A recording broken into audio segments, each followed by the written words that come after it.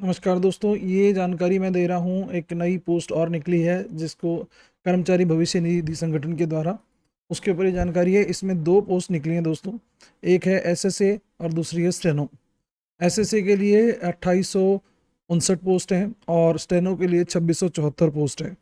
इसमें जो सैलरी है वो अपनी ईएफओ डिपार्टमेंट जो दे रहा है एसएसए के लिए, वो दे रहा है 29,000 से लेके 92,000 और स्टेनो के लिए दे रहा है 25,000 से लेके 81,000 पर मंथ। इसको अप्लाई करने की लास्ट डेट है 26 तारीख, जो नज़दीक आ रही है, तो इसलिए पहले आप अप्लाई कर लें। अगली जानकारी मैं डिटेल वेबसाइट पे जाकर के आपको दे रहा हूँ और इससे आप सारी चीज़ों को वेरीफाई कर पाएंगे। इसके अंदर ये दो कैटेगरी में आपकी वैकेंसीज निकली हुई हैं। सबसे पहले सोशल सिक्योरिटी असिस्टेंट जो पोस्ट है, उसके लिए जनरल कैटेगरी में 999 पद हैं, एससी के अंदर 359, एसटी के अंदर 273, ओबीसी में 514 और ईडब्ल्यूएस कैटेगरी वीकर सेक्शन वाली उसके अंदर 529। स्टेनोग्राफर पद के लिए करीबन इन्होंने आरक्षित पद रखे हैं 74, एससी एसटी के लिए इसके अंदर 28 हैं, एसटी के लिए 14 हैं, ओबीसी के लिए 50 और ईडब्ल्यूएस कैटेगरी में 19।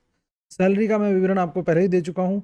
जो ईएफओ के द्वारा असिस्टेंट सिक्योरिटी ऑफिसर का जो है, इसके अंदर सिक्योरिटी असिस्टेंट है, इसके लिए करीबन 29,000 से लेकर 92,000 और जो स्टेनो पद के लिए सिलेक्ट होते हैं उनको 25,000 से 81,000 रुपये तक की सैलरी दी जाएगी। आयु सीमा जो है वो 18 से 27 वर्ष है और इसकी गणना 1 जनवरी 2023 के हिसाब से की जानी है। ध्यान रखिएगा, इसमें जो रिजर्व कैटेगरी की जो आयु सीमा है वही जो हमारे नेशनल लेवल के रूल्स लगते हैं, छूट मिलती है उसी पे आपको मिलेगी। इसके अंदर जो प्रक्रिया है, भर्ती प्रक्रिया, इसमें सामान्य ओबीसी और ईडब्ल्यूएस कैटेगरी के उम्मीदवारों को 700 रुपये फीस देनी होगी, जबकि आरक्षित वर्ग और महिलाओं को इसकी जो फीस है, यानी फाइल फीस करने के जैसे हम देते हैं, वो केवल फ्री छूट मिली है। शैक्षणिक योग्यता जो है इसके अंदर दो कैटेगरी के अंदर है। जो सोशल सिक्योरिटी असिस्टेंट है, इसके पद के लिए आवेदन करने वाले उम्मीदवारों को कम से कम किसी भी सब्जेक्ट के अंदर एक ग्रेजुएशन डिग्री होनी चाहिए और साथ में उनकी जो एक स्पीड है, टाइपिंग स्पीड है, वो 35 शब्द प्रति मिनट के हिसाब से इंग्लिश और 30 शब्द प्रति मिनट के हिसाब से हिंदी की टाइपिंग होनी चाहिए।